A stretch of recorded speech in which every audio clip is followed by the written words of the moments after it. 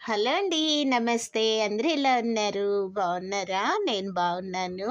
ఈరోజు మరొక పువ్వు గురించి మీకు కొన్ని విషయాలు షేర్ చేయాలని ఈ వీడియో చేస్తున్నానండి. నేను చూపిచ్చేది వీడియోలో శంకుపూలండి. శంకుపూలు వల్ల చాలా ఇంట్లో ఉంటే మొక్క చాలా లాభాలున్నాయండి. అయితే దీనికి మరి ఒక పేరు గూడా ఉంది. ఇది అపరాజిత పుష్పాలని గూడా అంటారు. సంపద, శ్రేయస్సు కోసం ఈ పుష్పాలు మనము పూజ చేస్తే విష్ణువుకి, శివుడికి మంచి ఫలితాలుంటాయండి.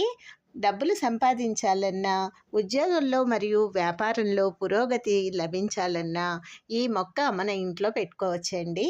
అయితే ఇది మనకి ఈ అపరాజిత మొక్కలను మనము ఇంట్లో ఎక్కడ ఏ దిక్కు పడితే ఆ దిక్కు పెట్టుకోకూడదండి. ఉత్తర దిక్కులో పెట్టుకోవాలి. ఇంట్లో పెంచుకోవటం వల్ల చాలా లాభాలున్నాయండి. జ్యోతిష శాస్త్రంలో